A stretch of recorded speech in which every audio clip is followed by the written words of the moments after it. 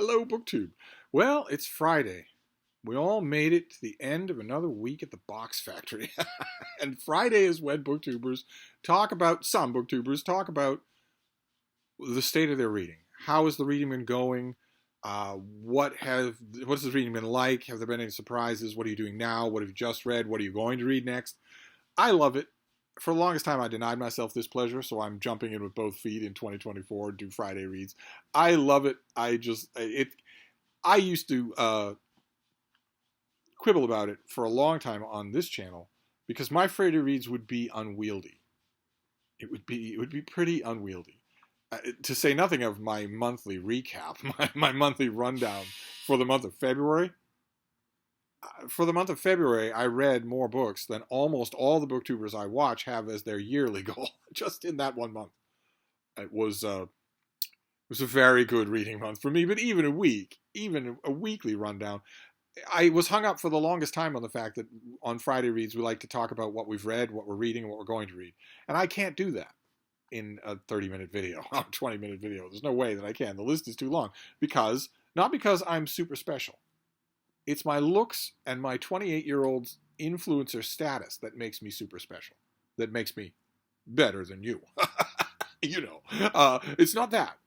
It's that I don't do anything else. I have removed almost everything else from my life except reading. If you did that, you would also have trouble squashing that all into one Friday Reads video. Like, for instance, well, we'll get to the for instances. I want to show you a whole bunch of books. I will grab the books that are near to me physically, but I have most of them just on the iPad. Like, for instance, let me get you the ones that are near to me physically. I have been making, for instance, a Talmudic study of the new collection of the letters of Emily Dickinson. Big, huge thing from Harvard University Press. It's not out yet. It doesn't come out until next month. But my second time working my way through that automatically made me want to do a huge deep dive into the poems. And I had an edition at hand, the poems and also biographies, but the biographies aren't any problem. But I had an edition of the poetry on hand that indulges in that stupid literary fad that took off like 30 years ago, filtered out of academia into the popular domain about 30 years ago, where we're supposed to give some sort of Sermon on the Mount significance to every semicolon and stray comma, and not even read the poems if they don't have all the weird orthography. Which I'm sure that the orthography was in some ways important to Emily Dickinson. She was a full-blown nut job, so who knows what was important to her and what wasn't. But it's not all that important to me. And if that's your poem, then you're not a poet. So I had to go looking for this. Is Tom Johnson's edition of the poems of Emily Dickinson that doesn't do that. It just gives me the poems. If I want to worry about a stray semicolon, I will otherwise. There was a whole academic fad 50 years ago doing the same thing with the poetry of John Donne. It just drives me crazy. If that is the essence, it isn't the essence. It's just a paid busman's holiday for pedants. So I found that edition. I've been deeply, deeply involved in that. And also this. I hauled this on this channel just the other day, the USA Trilogy by John Dos Passos. And I have been crawling through this. I've been crawling through it, trying to understand it. This is like I don't know how many times I've read this book. I don't claim to understand it. But trying to understand why Dos Passos is doing some of the things he's doing in this. I'm more and more impressed by it every time I read it. And I found one of these old Century paperbacks that ordinarily these are really poorly made. This one is not. So this is going to hold up. This is really going to hold up. But for instance, those are things that are within reach of me. Another thing that's in reach of me that I've been studying carefully is the first issue of the new Savage Sword of Conan black and white magazine, put out by Heroic Signatures and Titan Comics. So Titan Comics got the franchise to Conan the Barbarian, and they are doing a regular full-color monthly Conan comic book. But they also wanted to imitate the legacy of Marvel Comics back when they had the franchise. They brought out a full-color comic of Conan, and they also brought out a magazine, a black and white magazine called The Savage Sword of Conan. They wanted to revive that here, which is a really neat thing. I got a variant cover that has a crotch shot of a T-Rex. I'm not really sure about that, but they kept a great note of continuity here by having Roy Thomas, the writer of the original Savage Sword of Conan, write a prefatory note to this thing. That was a lot of fun. The issue, I have all sorts of things to say about it, so I'm just going over and over it. And I think that might be it for the things that are within reach, except for the things I want to show you. And I think I made a point to have a lot of these be forthcoming things that I haven't read yet, but not this one, not the first one. The first one is a collection of letters that I've read. I've loved it. I'm going to reread it again this weekend. This is, as always, Julia, and it's the letters of Julia Child and Avis Devoto, who was the wife of Bernard Devoto, a great American historian who is now all but forgotten. It's kind of weird.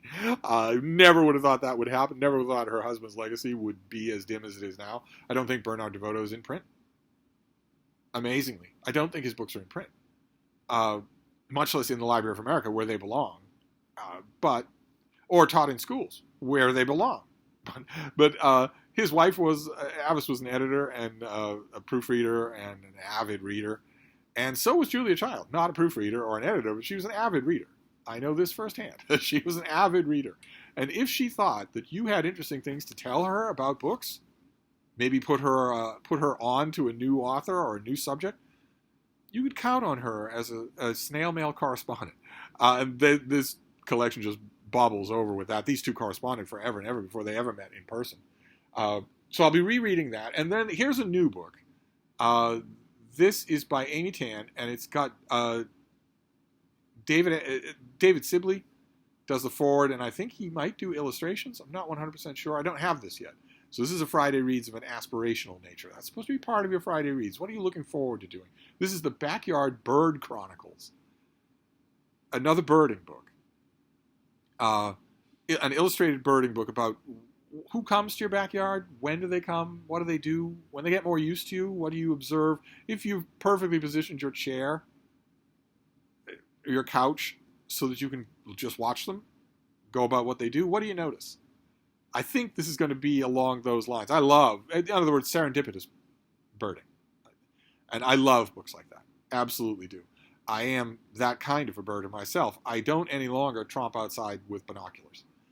I did that for a long time. I don't do that anymore. Now I get my jollies making fun of birders who do that. But all of my birding now is serendipitous because I have a crowd of unruly a-hole sparrows in the hedges at the front of the house. I'm on, I think, my 4th generation of them, maybe my 5th generation of them. They know me well. I feed them regularly every day. And I know them well. I have watched them through hard times and good times. I've watched them through individual members through rough times, illnesses.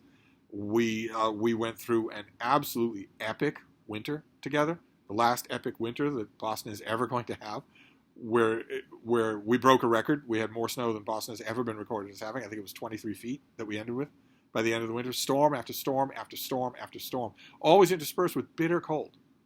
So snow didn't go anywhere, didn't melt. And I saw those birds through that. And I get to stand out there and watch them. They don't particularly like it when I do that. They'll mostly yell at me if I want to watch them as they eat. But they will let me do it, so I've come to be very familiar with them. This is the kind of birding that I'm hoping I get in this book. Then this next one is Adam Higginbottom. This is going to be tough. It's a history. It's not out yet. I haven't read it yet. It's Challenger. It's a new history of the Shuttle Challenger disaster, which I watched happen. I'm a big, big NASA fan. I absolutely love NASA and all of its programs. I keep up to date on everything that they do. I'm involved in all of their info feeds from all of their various rovers and spacecraft and whatnot. And the idea of watching a space shuttle take off with a crew that we knew all about, I'd read all the profiles, I'd read all the advanced press about it. That was just thrilling, absolutely thrilling to just sit there in Iowa and watch that on TV. And then disaster struck. And we all watched as disaster struck. And this is a new story of that. Of course, the story of what went wrong is really, really well known. It was studied to the last molecule, both by NASA and by government agencies wanting to know if NASA was just burning money. As impersonal as that. What caused this disaster? The disaster was locked in place from the first few seconds. The crew didn't know it. But forensic analysis afterward shows that there was no way they would ever have lived. Not from almost, you could still have hit the thing with a rifle shot. It was that low off the ground, that early in the launch when they were all doomed. And I don't know what Higginbotham's angle will be here. Will he has he found new things? Has he interviewed new people? I'm going to read about it anyway. Absolutely. It'd be sad. I'll read about it with my heart in my throat the whole time, but I will read it. And then this next one, again, is something that I have not read yet. This is Secrets of the City's Top Predator. Coyotes Among Us. This, I imagine, will be about the urban renaissance of coyotes. They are everywhere now. I believe because they have been, for the last couple of generations, interbreeding with domestic dogs. And in some places, and in other places with wolves. The coyotes that I have near me, the ones that you can hear on a temperate night crying, the ones that are over in the Arboretum, I've met well, I don't know how many there are now, but back when there was only one pair, before they mated, before they denned for the winter and whatnot, I met the male and then I met the female. And they are big. They were bigger than any coyote I ever met out west in America. Coyotes don't get that big on their own. These probably interbred with wolves along the line or big domestic dogs along the line, although I didn't see that. Didn't see that at all. And then made their way down the eastern seacoast from Canada. But whether they're bigger or just more adaptable, coyotes are more and more present in cities. I wonder if you have them. There are more and more like horrifying videos on Instagram and TikTok of coyotes false charging right up to people who are walking their dogs in national parks or in just city parks, thinking, I don't know what that human is, but he doesn't appear to be armed. If I just keep pushing my luck, maybe I can make off with that little dog, with that Pomeranian, even with the human there. Maybe I can. If you're a normal person, I don't have to worry about that myself, but if you're a normal person, that would be horrifying. To think that you can't go to your neighborhood park anymore without worrying about that, and certainly can't go to your neighborhood park at twilight. I imagine this book will be all about that. I'm hoping that it has no element of what do we do about this. It's not a problem. What I just described is not a problem. If you think that sounds like a problem, then you need to take a step back and ask yourself who was here first. Unless you're going to exterminate them, that's where they're going to be. So you have to accommodate to them. They're not going to accommodate to you. You're going to have to accommodate to them. And that's not hard to do without, and still enjoy yourself completely. I'm hoping that this book doesn't have, in other words, any culling measures or anything like that. Coyotes Among Us is wonderful. I lived in this area when at night at 2 or 3 in the morning, if you're going to hear a canine, it's going to be somebody's dog barking at a cat in a yard. In the last 10 years, in the spring especially, oh my God, you can hear coyote howls right here where I am, within sight of the Prudential Building, within sight of downtown Boston. That's wonderful. I am willing to pay any price of accommodation for that. Of course, it's easy for me to say that because Frida's not in danger from coyotes, but I still think anybody could say that. But anyway, if you have coyote horror stories, feel free to tell them to me. I certainly want to hear them. You're not going to change my mind. We have to accommodate to them. Coyotes, moose, bear, deer, we have to accommodate to them. We want as many of them as the world can have. But anyway, this next one is a reread. I'm doing this off the radar. I'm not announcing it on BookTube. I'm doing it off the radar because I wondered if maybe I gave this a short shrift. I've been nudged a little by all the epic fantasy that I've been seeing at the Brattle Bookshop lately. So I pulled out James Islington's series. I read the first book, and now I'm on the second one, An Echo of Things to Come. They all have this same kind of cover design, and it's on one level a standard fantasy template of the so-called normal world, but there is a menacing supernatural world just past a barrier, an ice wall, a membrane of some kind, whatever it is, that is threatening to swamp that world, despite that world fighting with itself. So, a Game of Thrones type thing, but also many other. It's a standard fantasy template. Will this otherworldly threat bring us together? Will it make us work together at least? Or not? Or will it pick us off? I didn't particularly care for this trilogy at first, but I think I'm liking it more this time around. I don't know if I think I lost track after the third book. I don't know if Islington made this a trilogy or if he's just kept writing it. I have no idea. It's thanks to Robert Jordan. There's a likelihood of both. So this might be one of those open-ended series. I don't know. I don't have physical copies of these. I've never seen them in the wild used. But you fantasy fans that are out there, do you like this series? Do you maybe have a tip? I'm liking it. I'm liking it a lot more than I liked it the first time. But do you maybe have a tip for what I'm missing? What is it that if you've read this series, what do you like about it? I would think that I mean, I dipped my toe into this when I finished the first one, and I will reread this second volume this weekend probably. I'd like to think that by now, by the doorstep of the second volume, I'd like to think that if this thing can make me love it, it would already be doing that, and I'm not getting that at all. Liking it a little more, sure, but if you've read this series, feel free to tell me why you like it, if you like it. Then this next one is a new book. This is by Santham Sagara. I have not read it yet, but I read his previous book. We saw his previous book on this channel. This is called Empire World, How British Imperialism Shaped the Globe. And much like his first book, the subtitle is wrong. The subtitle should say How British Imperialism Warped or Misshaped the World. Because the author is not going to find that British imperialism did anything good. You think shaped, you think, well, you do a good job or a bad job. And the author is not going to find that there was ever a good job done. I argued with him for the whole course of his first book on exactly that point. Periodically getting angry and periodically smiling because when I come to the subject of colonialization, that's on everybody's mind. Every single, champagne socialist on social media uses that word. They toss it around as just a shorthand for the ultimate evil that could be conceived by anyone to perpetrate on anyone else. And when I've read this author on the subject, I have always been reminded, of course, of the classic scene from the Monty Python's The Life of Brian, where the Jewish People's Front is enumerating grudgingly all the things that the Roman colonial project did for them. But aside from that, what have the Romans ever done for us? I can't read on this subject without eventually getting to that skit. I am sure that in this book, nothing is going to be said about regular males, regular health systems, stone buildings, incredibly open civil service program that could made sure that the bookish boy, fourth son in the family, who would have been destined for a backbreaking and ill-fated life in the fields, could instead maybe do well on that civil service exam and raise his whole family out of poverty in one generation. I'm sure that nothing here will be said about that. Nothing will be said about law systems or water purification or the massive increase in food production and food distribution. Nothing like that. I'm sure that none of those things will come up here.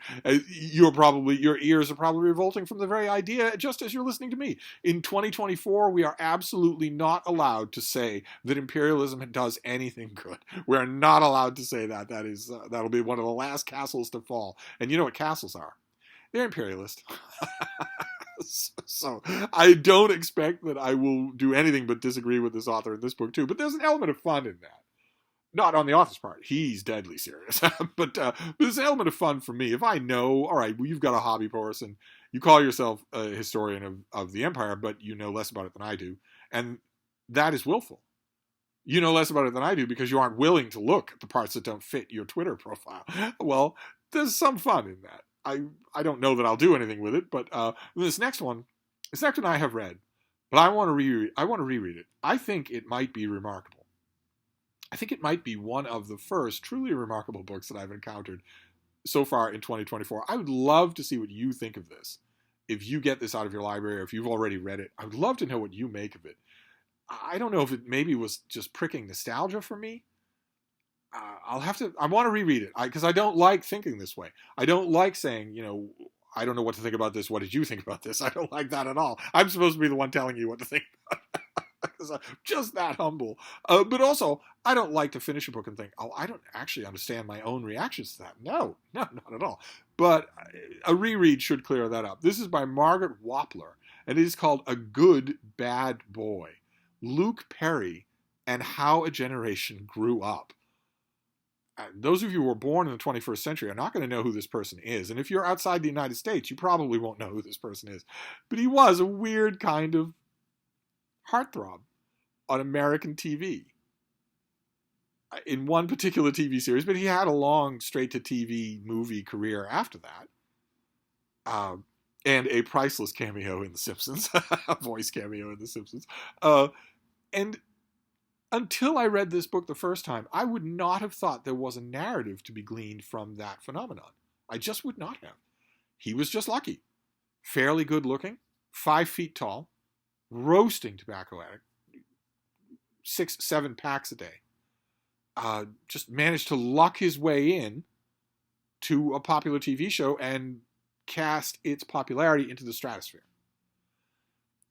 I wouldn't have thought there was anything more to the story than that, and this author finds more to that story. I honestly do believe she does. I will reread this. So this is a Friday Reads in both sections. This is a Friday Read of something I have read and that I'm going to read. I will reread this to figure out what exactly she's doing with this book. What is going on here? I will be paying special attention to whether or not it's just some sort of nostalgia on my part that's making me see things that aren't there. I thought it was remarkable, though. And I believe it or not, I recommend it to you. Probably you won't take the recommendation unless you remember the show, Beverly Hills 90210. If you remember that show, then you might take the recommendation.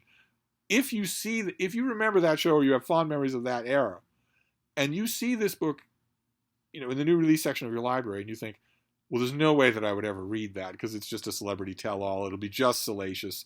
I'd be embarrassed for my kids to see me reading it. If you see this book and think that, it is not that. I don't know what it is yet, but it's not that. You should get it and read it and then tell me what you think of it. This next one is, there's a BookTube event. There's No Place Like Rome is a new BookTube event all about ancient Rome. But it wouldn't need to be a BookTube event because, as social media has told us all, men think about the Roman Empire several times a day. This is a new book. I haven't read this yet. I've read many, many, many books like this. Probably, without exaggeration, 250 books like this. So it's not going to tell me anything I don't already know. But a lot of you are already in that position. You might not be as irritating about it as I am, but a lot of you are in that position already. You know some subject so well that the new book on that subject is not going to teach you anything. Instead, you're going to be reading it for how it's done, for maybe it's going to make connections between 2 or 3 dots that you never made before. It's not that it's going to tell you the dots are there, but maybe the thinking will be good. That's what I'm hoping for here. This is Legion, Life in the Roman Army. I don't know anything about this. Don't know what it's going to look like. It'll probably be well illustrated. I would gather it will be well illustrated. And I don't know how much detail it will go into. There's a staggering amount of detail this could go into. I've read a couple of those 250 books were incredibly detailed. I don't know if this book will do that. I don't know if it wants to do that.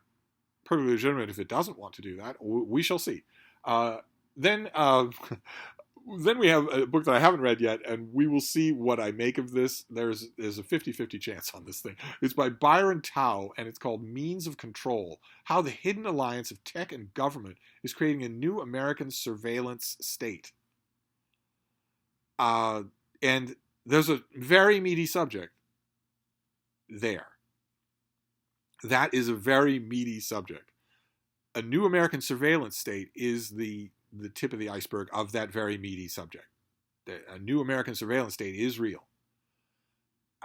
It's the hidden alliance part that makes me think the other path this book could take. Either it will explore the new American surveillance state and be fact-based and really interesting, or it will explore the hidden alliance part and it will be wild and Fox Media idiot paranoia stuff. I have no idea. I don't know one way or the other. I resisted the urge even to look at preliminary samples. I'll just go into the whole thing, and we will see what the author does. Basically, it's going to come down to a question of whether or not the author is sincere or a grifter, which is turning out to be the quintessential question of the 21st century.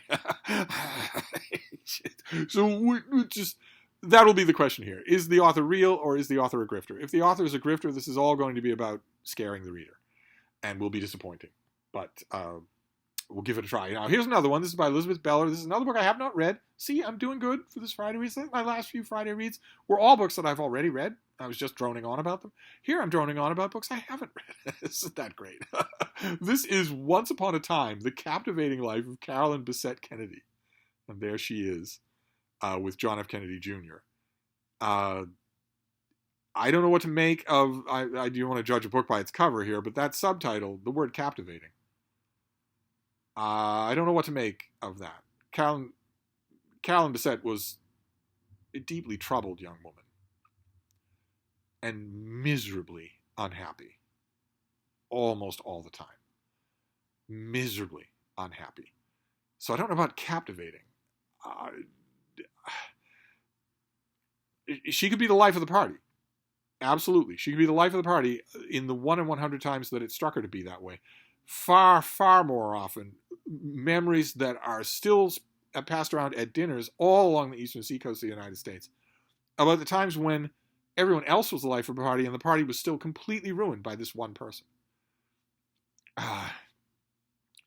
I didn't care about this subject at all until I read a particular book on the subject and got to know that book's author. And that book's author was involved with this subject. So I could still be biased, but because I was never there for any of this stuff. But I feel like I come into this subject with a bit of knowledge.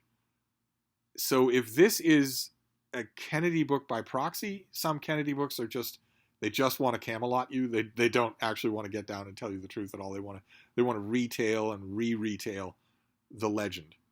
If this is something like that once removed about John F. Kennedy Jr.'s wife, it won't be all that entertaining to me. It won't be all that interesting at all. And again, like I say in so many Friday reads, I'll know in about a chapter if that's going to happen. I'll still read it, but I'll know in about a chapter if basically the author is intending to waste my time and is not, is aiming this book at the gossip column crowd that just wants an American princess.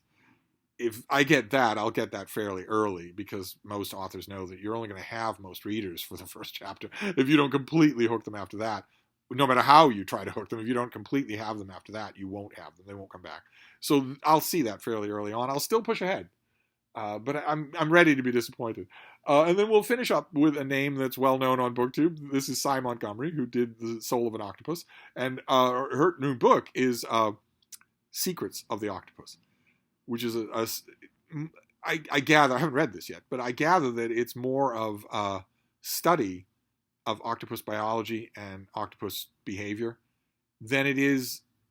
Soul of an Octopus had a lot of that, had a lot of good old-fashioned natural history, but it was also a beautiful meditation. Just a wonderful, lovely meditation on cephalopods. I get the impression, I could be wrong, but I get the impression that this is less of the meditation and more of the science. I'll take it either way. I can't lose either way. So there you go. That is a Friday Reads, a whole bunch of the stuff that was within reach. Next time I will work more on having more stuff within reach that I'm also dealing with. And then lots of stuff on the iPad. And of course, when it comes to Friday Reads, I want to know about you. What are you reading? How are things going? Are you making progress? Any great standout things? Any remarkable books? Any books that did something you didn't expect?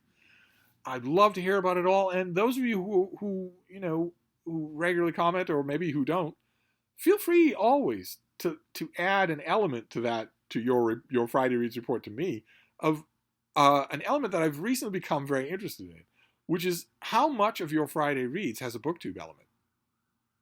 I would love to know that. How many of your Friday Reads are caused by BookTube, recommended by BookTubers, that you saw on a BookTuber's channel? How many of that is true? How much of a part is BookTube playing in your weekly reading? I would love to know that. Not just for egotistical reasons. I don't just mean me. I mean any BookTuber. But anyway, I'm going to wrap this up. For now, that is my Friday Reads, but I will be back. Thank you, BookTube.